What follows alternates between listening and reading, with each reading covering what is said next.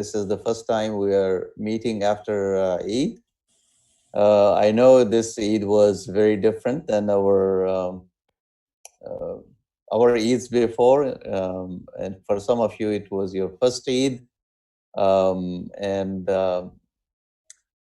but Alhamdulillah, we thank Allah subhanahu wa ta'ala for our health. We thank Allah subhanahu wa ta'ala that we were able to celebrate Eid in whatever small way or little way, but we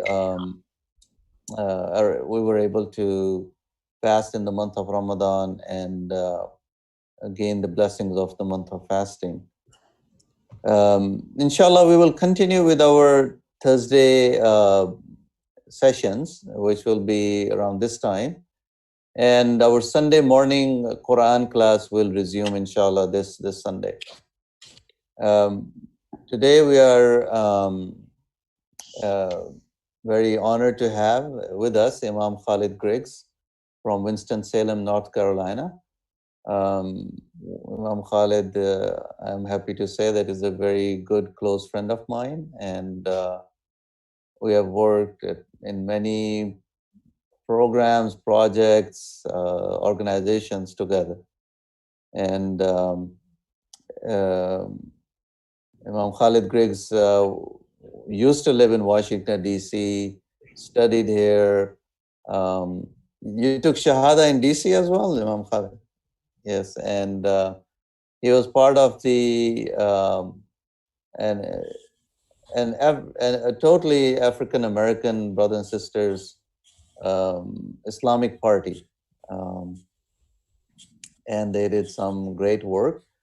And then Imam Khalid moved to North Carolina, and now he's Imam in Winston-Salem, and he because of his health challenges, he has cut down many of his activities. He was associate chaplain at Wake Forest, and but mashallah, he writes, he continues to go and give lectures, and he is editor of the Message International magazine, along with many other roles that he plays. Imam Khalid just told me that he is expecting a contractor to come to his place in any moment, so he is going to be taking a couple of minutes from here to help the contractor in and do whatever he has to do. So today, inshallah, as we know that what happened in Minnesota, it was not the first time. It has been happening repeatedly in our country, and sadly speaking, it is an issue that America has failed to properly address.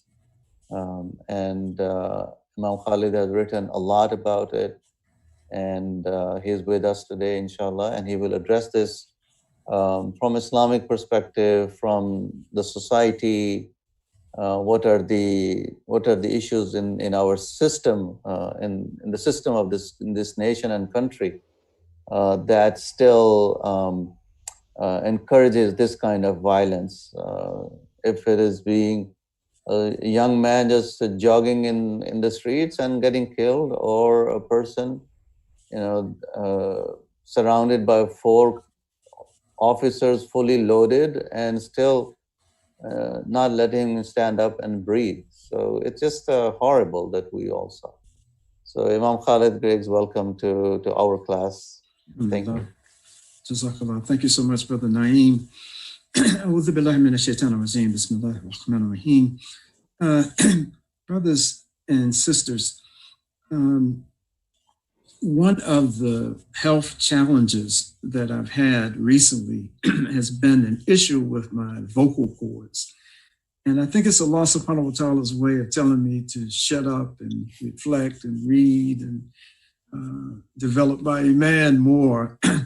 And so if my voice starts to sound a little hoarse, it's just a symptom of what I'm sort of going through at this particular moment. And I want to say, Brother Naeem, at the very beginning, that there are very few brothers who could ask me to participate in a webinar at this particular point. And I would say yes. As a matter of fact, this is the first time since I started having this particular problem that I have joined any webinar. So alhamdulillah, Brother Naeem is a very dear friend, and I respect him highly. Brothers and sisters, there is basically, from my humble opinion, there's a very simplistic way to try to look at what happened with George Floyd in Minneapolis on Tuesday, to try to figure out what would be the underlying conditions. Why would not only the situation with George Floyd happen, but why would this act be repeated so often and with different scenarios? But no matter what the scenario is with this encounter with African-American men, with police from all over, police departments from all over the country, too often it has ended in a tragic way that Floyd's life was taken this past Tuesday in Minneapolis. And so I want to start by just trying to set this into a historical context as it relates to this country. And I don't know how many of you know about the origin of the history of police departments and policing efforts in the United States. But the model for the modern day police department and police patrols has its origin and root in the slave patrols that were organized first in the state of South Carolina in the early 1700s, actually when it was just one of the 13 colonies of this country. And the economy of the South was an economy that was based almost exclusively on slavery. And because of this dependence on chattel slaves to drive the economy and for the southern states to develop the kind of economic sufficiency that they had developed, the plantation owners were very, very concerned about slave rebellions. And they were very concerned, if not about rebellions, they were concerned about slaves, enslaved Africans escaping from the plantations. And so these planters, these plantation owners enlisted and empowered, but they enlisted men to serve as slave patrols.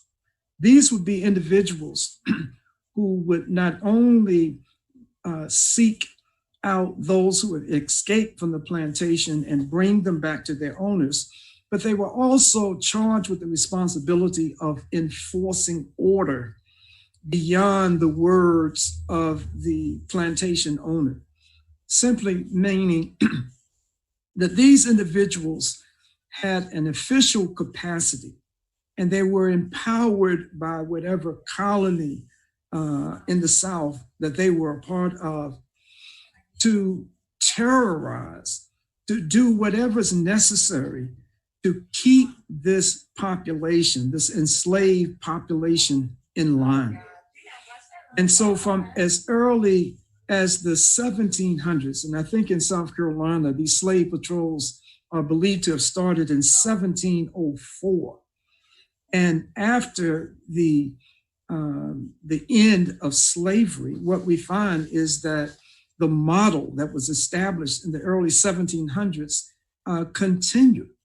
And that model continued into the present day. And what we find as well when we look at the nature of the people who were part of these slave patrols, historically, they were typically some of the most racist, some of the most callous, some of the most unfeeling human beings that could be recruited. And so they were often recruited because of this nature, their disposition. But at the core of this disposition and the reasons for recruitment was slavery. It was the hatred that these individuals had for people of African descent. And so this is a tremendous issue as it relates to the origin of policing in the United States. It was a tremendously racist foundation for a start of an institution that we are seeing today. And one of these issues, one of the concerns that, and Brother Naeem, it seems like I may not have to get off because it sounds like I'm hearing the contractor being able to get in. I hear somebody back in a sealed off part of the house. I hope it's him and not someone trying to relieve me of some tools or something that are back there. So inshallah, I won't have to get off the phone. But because of the nature of these individuals, they were very well suited to enforce the order. They were recruited not only for their racism and their cruelty to individuals of color, but they were also recruited to protect the property and the lives of the privileged class, of these planners, of these rich folks. And so without going through an entire history of this origin up until the present day, suffice it to say that the issue of structural racism that was put into place during the colonial and development days in this country was an issue that was never resolved. And oftentimes we think about racism as just being one individual, like we see today, individuals calling the police on African-American men and women while these individuals are just carrying out normal functions. They may have their children at a swimming pool. Most recently in Central Park, this white lady called the police on a man who was watching birds in a section of Central Park where a lot of the birds would gather. And the man chastised the woman because her dog was unleashed and the dog would scare birds away. The man just happened to be on the board of the Audubon Society in New York City. And as he took a film of this thing and it got back to her employer, she was immediately fired from her job. There was no reason, there was no explanation for her actions other than her disdain for Black folks and Black men in this particular instance. And so oftentimes we think of racism as only taking this individual kind of form, that one individual or a group of individuals, whether a part of a group like the Ku Klux Klan, like the neo-Nazis, like the skinheads, and some of these other groups that we have in the country and have had in the country for so many decades. We think that that is the only form of racism that's impacting our institutions in this country, where this is not the fact. Those individuals do not have the capacity to maintain institutional racism without that racism being systematically employed by those who are the power brokers in the society.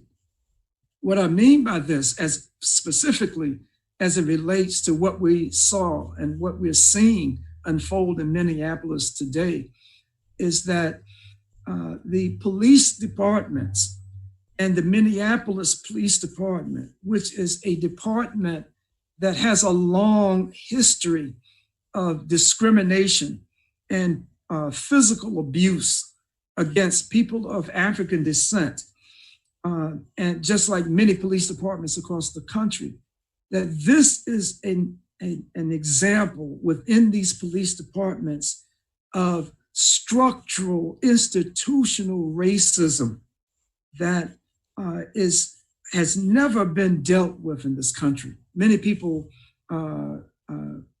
correctly identify racism as the original sin, if it could be such a thing, in this country. But institutional racism is that vehicle that maintains in economic institutions like banks, insurance companies, in religious institutions, that this institutional racism is that beast that maintains a system of discrimination. And even when those like law enforcement officers are empowered to use deadly force in their jobs and they're conducting their jobs, they're not authorized to be the capturer, the judge, and the executioner, but they are trained to use deadly force when they think that their lives are being threatened. Many institutions, many agencies in this country who review the works and actions of the police have made it very clear that the excuse that many police officers are using, that we are afraid of these people, that there's never an excuse to take an individual's life because the police officer is claiming that he's afraid of the people that he has to police. There are reports that the Federal Bureau of Investigation, their internal reports that have become public, there are reports where they have documented through their study of local police departments that there are significant numbers of ultra racists, whether they be Klansmen or neo-Nazis or skinheads, who not only have been recruited, but are active officers in these various police departments across the country. And so what the point that I'm attempting to make is that when we look at the institution of policing, if we look at these police departments across the country, the FBI and those researchers and social scientists have studied and have acknowledged the finds of their research that one of the causes of these kinds of police actions against Black people in particular and people of color in general is because they harbor, these individual officers harbor certain hatred and resentment against those people, Black people in particular, and people of color in general. And so that is kind of the Cliff Note version of how we can rightfully begin to try to understand what is going on with these seemingly unending stream of African-American males being shot down or being brutalized.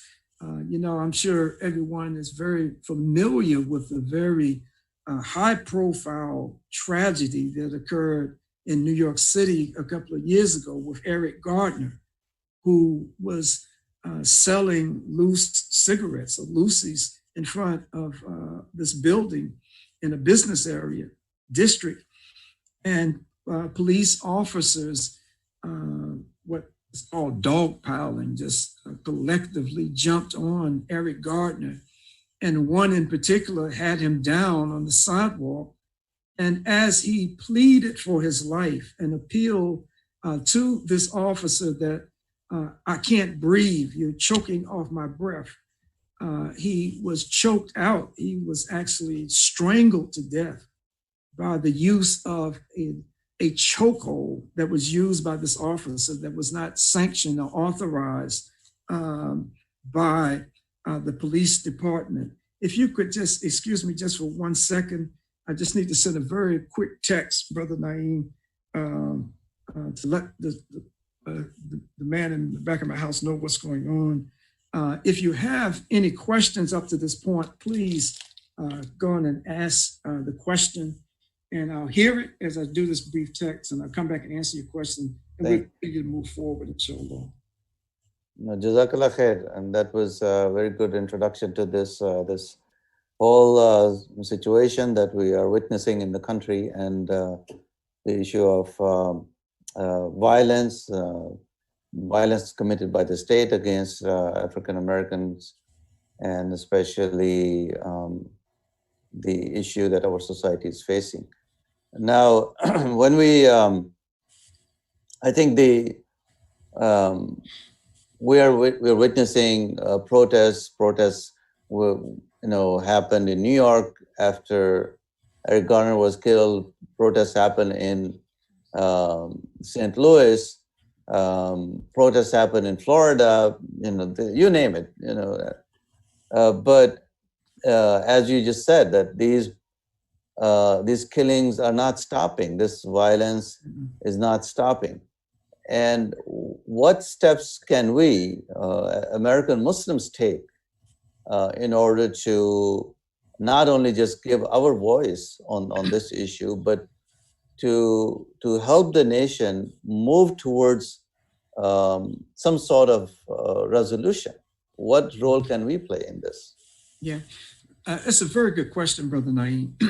And I think it starts on a very fundamental level, and that is the level of not being a part of the problem. When I talked about the institutional racism infecting so many aspects of American society, the media is one of the main protectors of this mentality, to feed a mentality, a certain jaded view of Black folks and people of color in this country. For an example, the reaction that the people in Minneapolis, and I'm not trying to justify any kind of criminal behavior, but the reaction that those who were so frustrated with this officer, this one guy who had his neck on George Floyd's, his knee on his neck,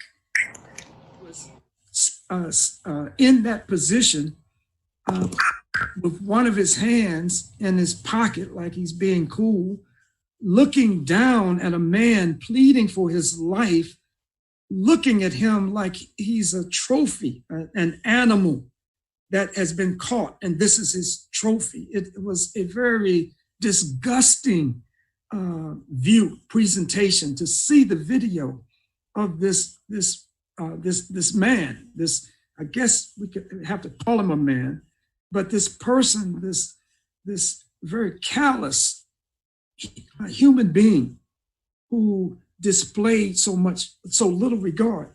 But when the people who were observing right there on hand, who had seen with their own eyes in real time what had happened, and when those who saw the video that was documenting what was going on, when they saw it, there was a kind of spontaneous eruption. And it's been the role of the corporate media in particular for you and I and for the Muslim community, and just for Americans in general, but I'm addressing in particular the Muslim community in particular, for us to have more disdain and hatred for the reaction to a cold-blooded cop killer murdering a man while he's pleading for his life. He had no weapon. The video shows he was not resisting arrest, none of those things. But the media, my wife was looking at, one of these mainstream media formats. I think it was ABC News or one of these things today. And I happened to walk through the room where the television was on, and I saw how it was being reported and how these reporters were just talking so much about they can't believe that people would burn these buildings, and they can't believe it's such a moral outrage that people would destroy property in the way that they're destroying the property, and the way that this corporate media presents cases like this. That what happens is that the people who are watching this stuff, if we are not mature in our understanding of what is going on, we will hate urban rebellions, which are called riots by the corporate media. These are urban rebellions. They are not riot. They are not just happening for no reason. These are urban rebellion carried out by those who are part, for the most part, of the undercarriage, the institutionalized, deliberately set in stone undercarriage of United States society. So first and foremost, we as Muslims should educate ourselves to the social realities of this country that we, as Malcolm X has so eloquently put it so many decades ago, that we end up loving the oppressor and hating the oppressed, just like George Floyd, the people who are spontaneously rebelling in the only way that is available to them right now. This is, literally, this is the only way that they can show their complete outrage. It can't happen. Ilhan Omar, with all of the wonderful work that she's done in the US Congress and what she has done locally there in Minneapolis and in the state of Minnesota, she does not have the capacity as a US Congressperson to intervene, not only in this instance, but to prevent this from happening by this police department. Keith Ellison, a Muslim who was a 2 or 3 term congressman from Minneapolis, representing that district that included part of Minneapolis, is now the state attorney general. As the state attorney general, he cannot stop the police department in Minneapolis or any city in Minnesota, individual or groups of officers, from carrying out these kinds of acts. Ilhan Omar, Keith Ellison, as our Muslim brothers and sisters, they have a sensitivity to the issue. But the point that I'm trying to make is that because of institutional racism in the judicial system, in the prison industrial complex, in the policing canons, their beliefs, their organizations, this plague of blue, we think that the COVID-19 pandemic is a very difficult plague or pandemic to try to navigate our lives. But try being an African-American male in the United States and have to try to navigate the blue plague that has been a part of the reality that African American, in particular men, I'm not ignoring victims of police murders like Sandra Bland and others, but the majority of these folks are African American males. So, I'm sorry, going off on a tangent on that, but first and foremost, I think we have to educate ourselves. Don't be a part of the problem. Don't be one who is trying to maintain the integrity of corrupt institutions. Don't be the one that would take the side of whoever is identified as a criminal or some kind of threat to the peace and tranquility in American society.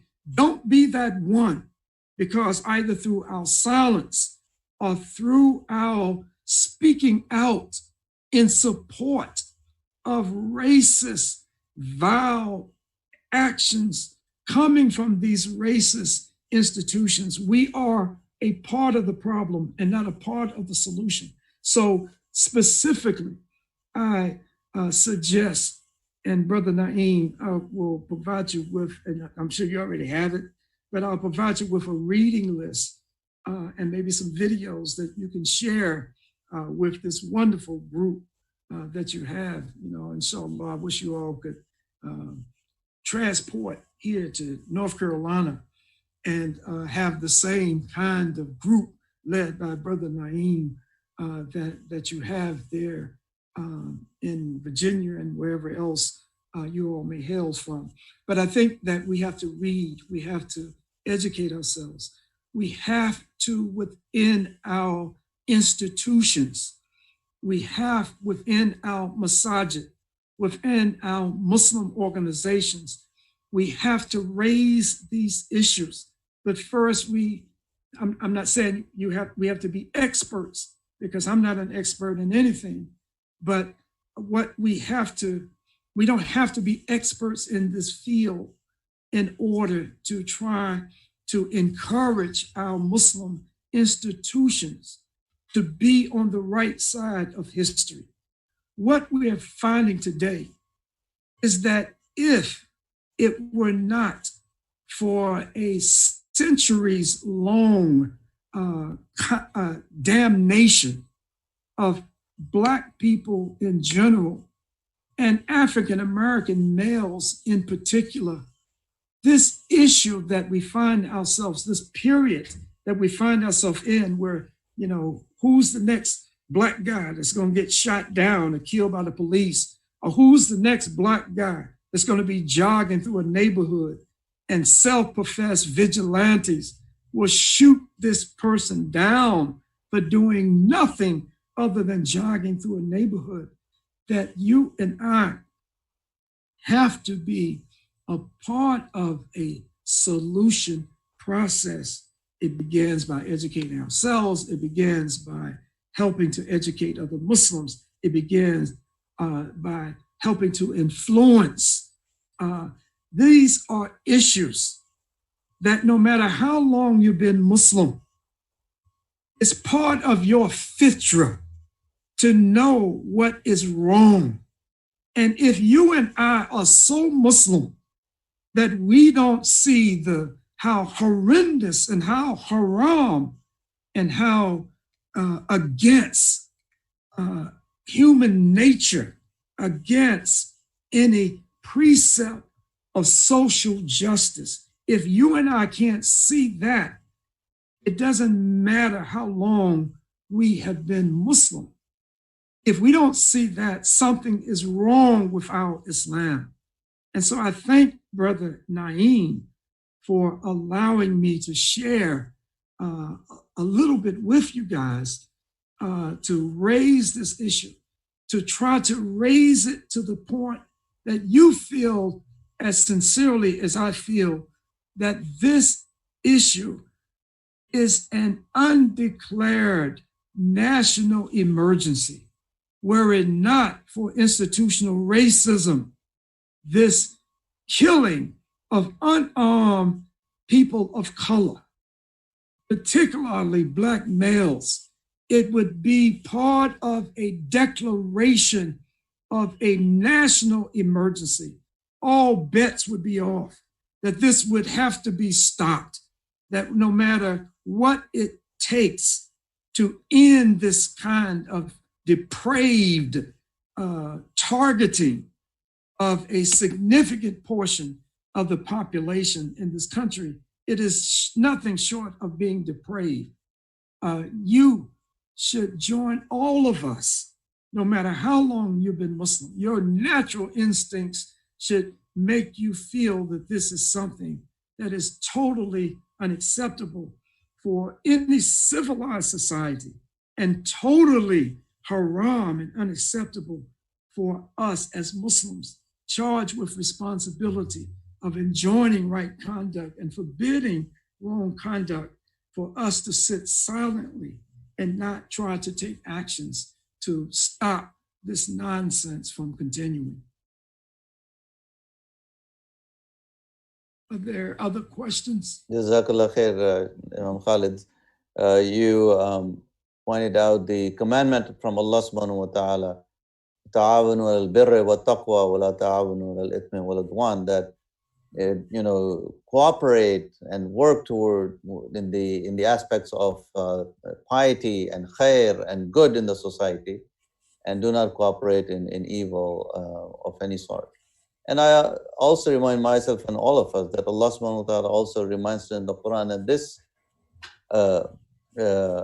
portion of the ayah where Allah subhanahu wa ta'ala says, "I'dilu," be just, huwa aqrabu lit-taqwa, that it is next to piety. Next to such an emphasis by Allah subhanahu wa ta'ala on being just. And I really feel that as American Muslim community, we can really provide leadership to the country when it comes to racial justice, when it comes to issues of equality, when it comes to issues of economic justice in our nation and our country. And we are witnessing, people are talking about, people of color are dying much more by COVID. Yes, because of the right.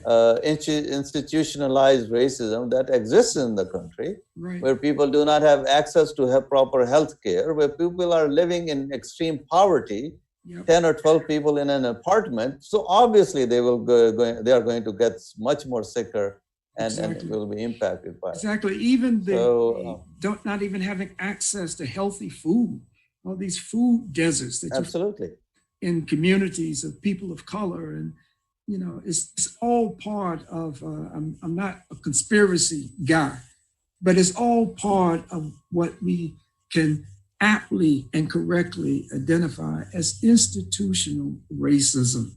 Is nothing short of that. Mm-hmm. Any other questions, my brothers and sisters?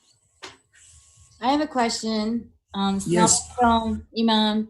So, can you hear me okay? Yes, yes. Thank you. It's such an honor to be here and listen to your words. Thank you so much for being here with us. I'm Faj. I work very closely with Imam Naeem, and I work with the kids in juvenile hall, like, the youth detention center. Is it overwhelming information to to ask? You're saying don't be part of the problem, and we're talking to a revert class. Is it too much to how then can we be involved if we can't get people to understand that it's okay to listen to this, that it's okay to be immersed into it? Like, some people are shy from it. They don't want to get involved because they think, that's great, you're working on it, but I don't want my daughter or my son to be involved. Right. If you could excuse me, Imam Naeem, excuse me 1 second. I have to get this door for 1 quick second. Sure. Excuse me. I'm sorry. Sure. I mentioned earlier, Imam Khalid Griggs has some contractor working, fixing some issues in his home, so he has to address that. So if you would like to write your question, you can write your questions. I know we have many brothers and sisters watching watching this program today on Facebook, you can also send your questions through Facebook, and we have our Al-Hijrah team can send us the questions to Imam Khalid Griggs. It's definitely uh, what we all saw just 2 days ago. The video, it just is so disturbing. It is so horrible. As Imam Khalid was saying, that just looking at the posture of the police officer, his hand in his pockets, and it's like nothing. And the George Floyd is pleading, "I cannot breathe, I cannot breathe." And people who are standing on the sides are telling the officers that the man is dying, he cannot breathe. But unfortunately and sadly, um, nobody did anything. Officers did not listen to that. And as American Muslims, our role, our responsibility is to raise awareness on these issues, learning what are the challenges that society is facing, and participating in these programs. Muslim organizations, at Muslim institutions, our masajid has a role to play in a big role, a major role to play in this area. We are in our communities, we are in our towns, we are in our cities, and reaching out to the society at large, reaching out to other places of worship, building coalitions, building cooperations and programs that can address these issues. And Alhamdulillah, at Al-Hijrah, we are not only offering service, we are not only providing food on weekly basis to the larger community, larger society, but at the same time, our outreach programs, our public affairs, our government affairs programs are engaged in addressing these issues. And as Sister Fazia, Deputy Director for Outreach and Interfaith Programs, was talking to us, she, mashallah, goes to Juvenile Center with her team, and they are offering mentorship to these kids who are, in some cases, Sister Fazia, 12, 13 years old, as I understand.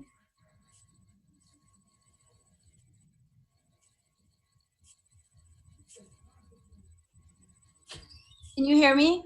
Yes. Yeah, the juvenile detention center in DC is usually from ages 13 to 18, but mentors can join us. They would have to be over 18. Right, right.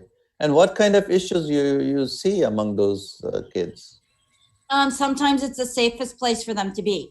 When you let them out of the juvenile center, they might go home back into a bad situation. So for some of them, they're being detained at the youth center might be safer than going back out in the streets. And they would say to us, look, I'm glad you're telling us all these great things that we can be.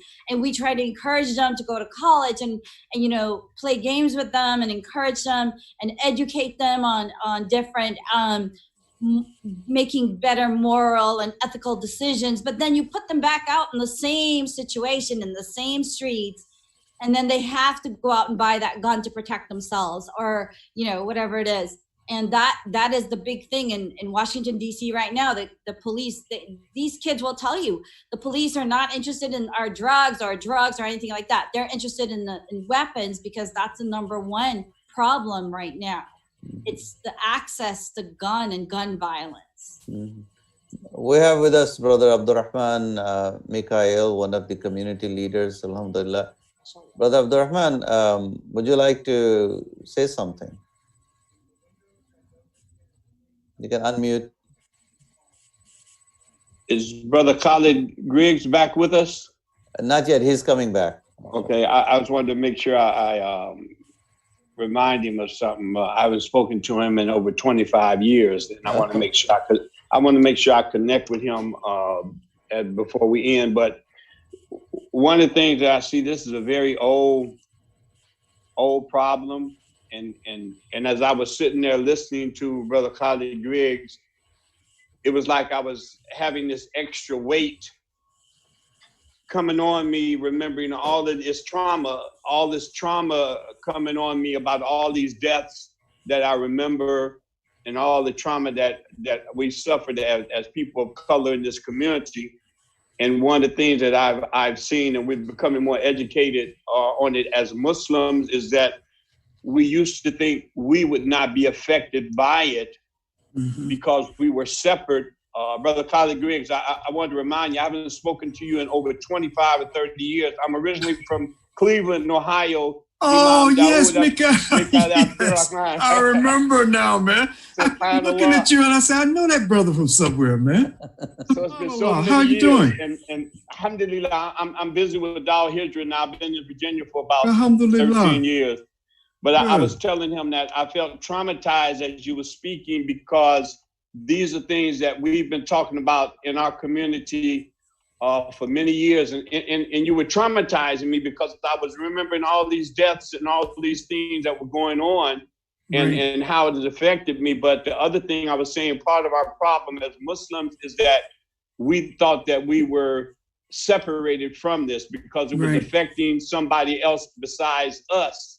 It's not me. But now I think we're becoming more educated because we're seeing our own people murdered in the same fashion, and they're identified as the new. I always say I'll say the new Negro, because it's like not about color. It's about people who have identified these people of color, and now Muslims are the people of color, no matter who we are. So we have to use the pulpit that we have to make our people have to stand up, as the law subhanahu wa ta'ala says, for justice. Yes. Because that's what we have to do. It's inhumane. As you say, this is not about being Muslim or non-Muslim. This is about humanity. And we are, it traumatized me just to think about what we're seeing. The people are just inhumane. Yes. Yeah, that's an excellent point that you're making. And to be quite honest,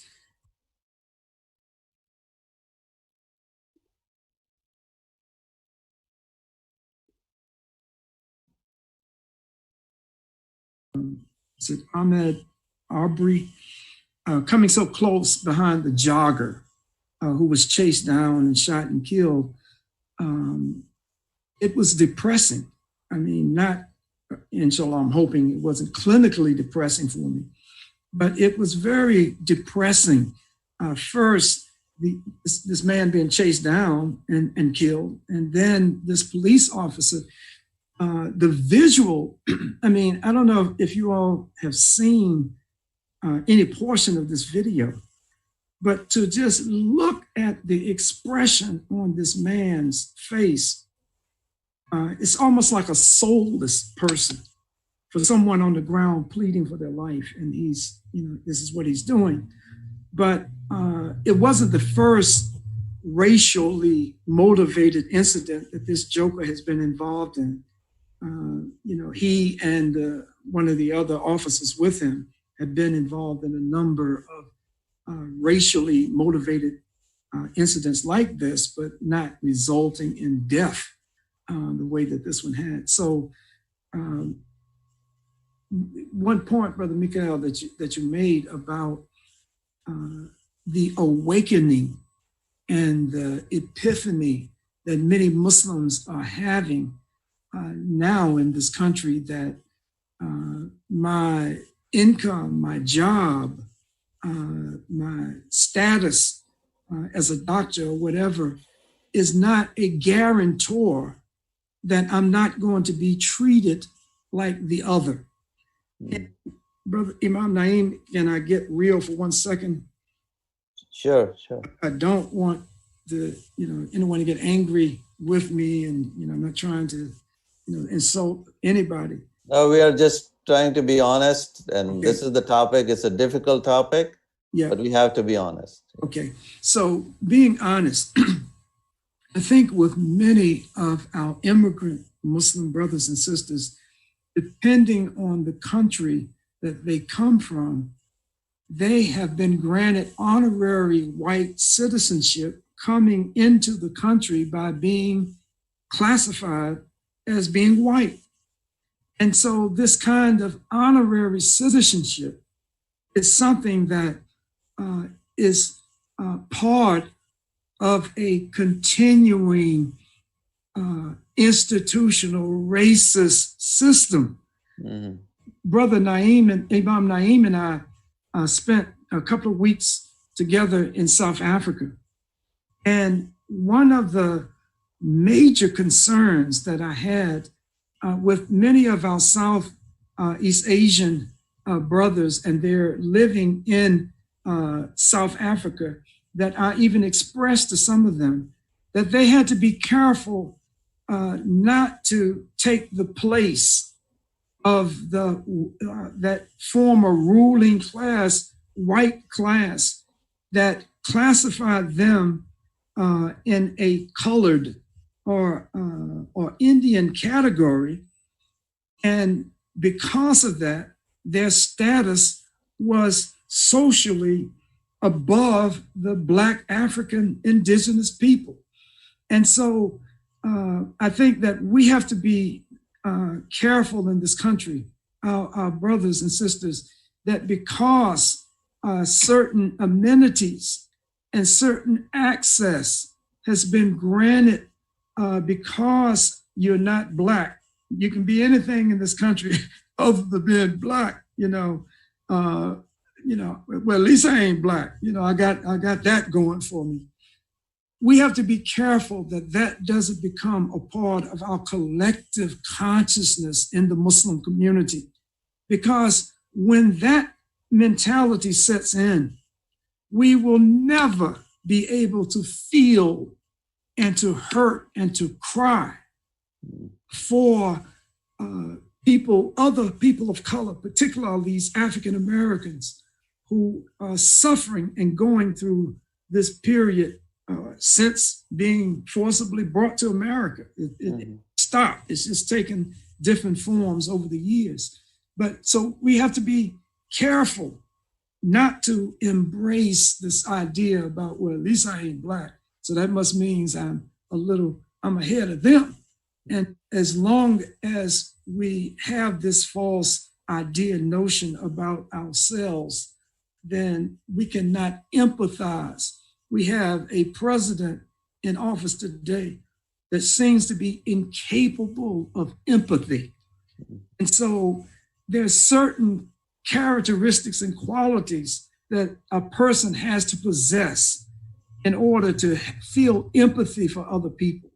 And Islam gives us, if we are short or deficient in any of those areas, the Sunnah of the Prophet Muhammad SAW and the Quran itself gives us gives us the tools that we need to be empathetic with those who are suffering from dhulm and those who are in need of our support and our assistance and our help. So I have a few questions, Imam Khalid. I have from Facebook, Imam Jawad Ahmed has asked, can you guide us, American Muslims, on what steps to take to raise voice against police brutality? I also have from a question from Sister Hawa that Salam, is communalism the proper approach to united community? Does it provide the appropriate social context to avoid hate and end discrimination? With school at the center and the police to be trusted sources that leads to justice and not racist police brutality. Another question. Now, if you go now, you sure. You see all this gray on my face. It's therefore. So if you start asking too many questions, ain't no way in the world I will remember all of those questions. So let's just start with from Imam Jawad, the question about steps. What steps do we take to get involved in this in a meaningful way in this particular issue? I would say that there are organizations that are focusing in Muslim organizations that are attempting to focus on these issues, not just talking about, but in proactive and constructive ways, engage the society and engage others in trying to combat these issues of institutional and just individual acts of racism. And I would be remiss if I didn't say the Council for Social Justice of the Islamic Circle of North America. This is an organization that Brother Naeem, who used to be the executive director of the organization, that I'm very familiar with my involvement as well. And but I want, and this issue is so tremendous that I think that it would be to our advantage as Muslims to try to form coalitions with even the non-Muslim groups who are addressing this issue. We shouldn't feel that now that we are maturing as a community in this country, that we are the first to think about this issue or to try to organize around this issue or to speak out against this issue. There are religious and other organizations that are not faith-based organizations that are currently addressing and have been addressing this particular problem. And so I think, we need to make sure that we have, and Brother Naeem, Imam Naeem can help you with this, make sure that you have the contact, and the Council for Social Justice can provide that with other groups and organizations that are doing similar kind of work. But no matter what else other groups are doing, we have the divinely mandated responsibility to step forward and to be involved in these issues. There's certain things we don't have to try to reinvent the wheel. There are other groups and organizations, and if we come together, we're living in a time right now of a heightened sense of intersectionality. I think that's how you pronounce it, intersectionality. One of the upcoming events that was planned as a physical multi-thousand gathering in Washington, D.C. has, because of COVID-19, has changed now to a digital platform, is the Poor People's Campaign that is scheduled for June the 20th of this year. And a lot more information will be circulating through the Muslim community. This Poor People's Campaign, Imam Naeem, without taking up a lot of time, is a continuation of the work that was initiated during the modern day civil rights era, and particularly the work of Dr. Martin Luther King, that he had planned and it actually took place even after his assassination, but he had planned a Poor People's Campaign with a tent city on the Washington Monument. It was scheduled for May the 12th, Mother's Day of 1968. And of course, he was assassinated on April the 4th, 1968.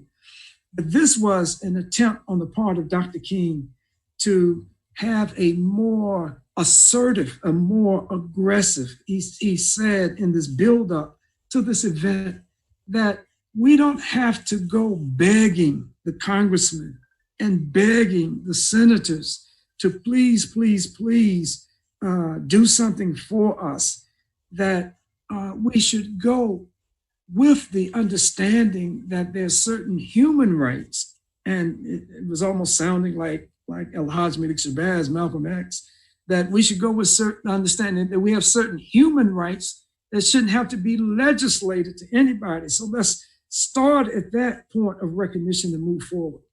And Dr. William Barber and Reverend Barber and Reverend Liz Theo Harris are the co-chairs of this repairers of the breach who have organized this modern day Poor People's Campaign.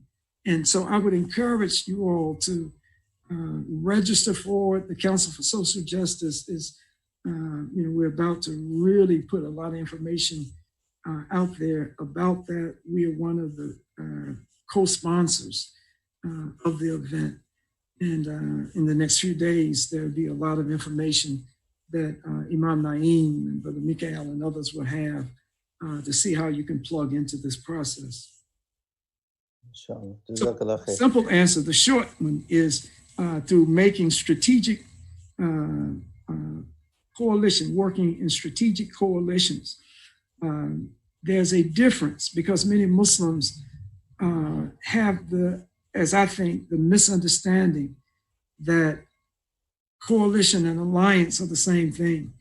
So that if you are in a coalition, that you have people like who the gays or abortion on demand people or whoever it is, that taints you and your position as a Muslim. Coalitions are designed for us as Muslims to work with groups and individuals on around those issues of common agreement that we agree on. An alliance is different. There's a technical difference. An alliance is like the treaties that the Prophet Muhammad ﷺ entered into with even the Mushrik tribes, that if somebody attacks you, we are with you. We are going to be a part of fighting against them, and we expect the same thing from you, right? Coalitions are not that kind of alliance. If there are homosexuals in a peace group, in an anti-racist group, that we are a part of a coalition. This is my personal opinion. In my personal understanding, we are not supporting what everybody who may choose to be a part of a particular coalition is doing. We are there for particular reasons, and we have to be educated that we are enough and mature enough in our political involvements that we understand this issue and we don't cross the line. This is why a lot of this work is not for every Muslim, right? It may be that everyone on this call today, that this kind of work, you may not be inclined to be involved in this kind of work. You may not feel that you want to be a part of this kind of work, and that's okay. It's just like any specialized area for us as Muslims and for non-Muslims. If we incline towards it, let's get the best understanding that we can about that particular area and work hard, fi sabilillah, in that area without violating any principles of Islam. Jazakallah khair, Imam Khalid. Our time is up as well. My voice is up too. I see a hand from Rachel. Do you have a question? Assalamu alaikum. How is everyone? Alaikum. It sounds like we're wrapping up, so I can hold off. No worries. Imam Khalid, do you have a few minutes to take a question? Yes. Sure. Okay. So in hearing more about the recent case with the officer kneeling on the gentleman's neck, it came to light that he had almost 12 incidences prior, two of which at least were shooting unarmed victims who, like you had mentioned before, hadn't died and maybe didn't make it to the media. But I guess as a public servant as well, who is paid by the same tax dollars that pays police officers, if I were to do something as egregious as to have earned a complaint, it would be public. So the fact that these precincts are able to bury these complaints again and again, what can we do as citizens of our county and our towns to advocate for policy changes to make these public? Yeah, very, very good question. I think first is to determine if you're talking about a city police department or a county, the sheriff's department, whether they have a citizens review board. Okay. This is very opposed by, I would dare say, most police department and sheriff's department across the country. But in cities where a citizen review board, and you can try to do a little research on these things, it has to come, police departments are not going to say, well, what we need here is a citizens review board. It has to come through the demand, an organized demand from the community. If it's on a city level, it would probably come through city council and mayor. If it's on a county level, it would come through county commissioners. But it's work advocacy work that is extremely important. How they basically work, real quick, is that in cases like this and in other instances, it does not empower the citizens to make, in most of these cases, a final determination, because departments have to decide whether somebody's going to get fired or things like that. But it offers a respected and a organized voice for the citizens of a community to have input and say so into how the conduct of the police department and what should be done. In a lot of communities, and I don't know about Minneapolis, but in a lot of communities, they still, police still have this concept of, they still have the formation of community patrols.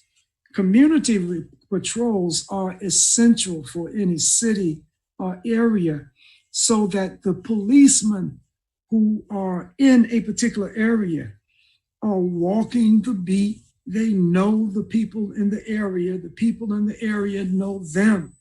And in areas and in cities and in districts where you have this, these patrols, these community patrols by the police officers, relations between the police and the community, I would dare say, are much better, and it proves to be much better than in areas where the officers are coming not only outside the city, but maybe coming driving across state lines to police communities that they have no relationship to, no contact with, no relatives in.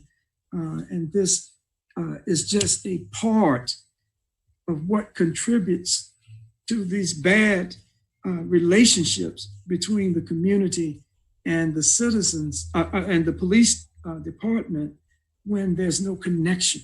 And so the citizen review boards, as well as community policing, I think are tools that we as a Muslim community should explore and advocate for on our city and county levels. Jazakallah khair, Imam Thank Khalid. you so much. And we thank you for your time, mashallah. I mentioned earlier before in the beginning that Imam Khalid is not feeling well, and we can all see how Imam Khalid was struggling to speak. But we really are very, very thankful, and may Allah subhanahu wa ta'ala bless you and your family and give you shifa and good health, so that you can continue to lead us in the fight for justice and equality for all people. For all of us who just listen to Imam Khalid, I know there are many more questions that I'm seeing. It is what I am hearing, what I heard, all of us heard is that our engagement in the community. We cannot be silent. We cannot just sit in our masjid and watch what is happening and think it will not happen to us. It is not about that. It is our role as Prophet of Allah Sallallahu Alaihi Wasallam, by his example, showed us in his life that even when he was being persecuted in Mecca, he stood up for the rights of those who were being oppressed. And he Sallallahu Alaihi Wasallam helped and in the community built that akhuwa and brotherhood. with brothers and sisters from all backgrounds and ethnicities. And Allah subhanahu wa ta'ala teaches us in the Quran. أعوذ بالله من الشيطان الرجيم, where Allah subhanahu wa ta'ala says, إِنَّا خَلَقْنَاكُم مِّن ذَكَرٍ وَأُنثَىٰ وَجَعَلْنَاكُمْ شُعُوبًا وَقَبَائِلَ لِتَعَارَفُوا إِنَّ أَكْرَمَكُمْ عِندَ اللَّهِ أَتْقَاكُمْ. That you have been raised from one pair of a male and female and made into nations and tribes so that you can know one another. Mm. And the best in the sight of Allah subhanahu wa ta'ala are those who are God conscious, who are muttaqeen, who are people who do good. And that good requires from us to be just. That good requires from us to raise voices when we see injustices happening in the society, and building coalitions, asking and checking with our counties, do they have citizen review boards? If not, we must fight to establish these review boards in our communities so that we can make people responsible when we see injustices taking place. And that must happen, my brothers and sisters, that all of us must take part in strengthening our community, in building these relationships and fighting for equality and justice in the society. May Allah subhanahu wa ta'ala bless all of you. May Allah subhanahu wa ta'ala, again, thank you to Imam Khalid for sharing with us your thoughts on this matter. And to all of you, my brothers and sisters, may Allah subhanahu wa ta'ala protect you. And Assalamu alaikum, Naeem. Alaikum assalam, yes. Before Imam Khalid, before he disappear in the abyss again, I won't put him on the spot now, but if you would tell Brother Naeem if you could pass your number to me, I want to talk to you. Yeah, we're doing a telepath. Yeah, mental connection. Because I was going to say the same thing, and so yeah, inshallah, so definitely I'll get your number, inshallah. Alhamdulillah, we'll do that. Because we'll do that. in all this time that I've seen you speak, I don't have the patience anymore for those big gatherings. So Yeah. I always miss you. So Right. Jazakallah khair. Wow, Yaakov, alhamdulillah. Thank you very much. Thank you, everyone. And Okay. inshallah, be safe, and may Allah subhanahu wa ta'ala give us strength and wisdom to stand up for what is right and what is just. Assalamu alaikum wa rahmatullahi wa barakatuh.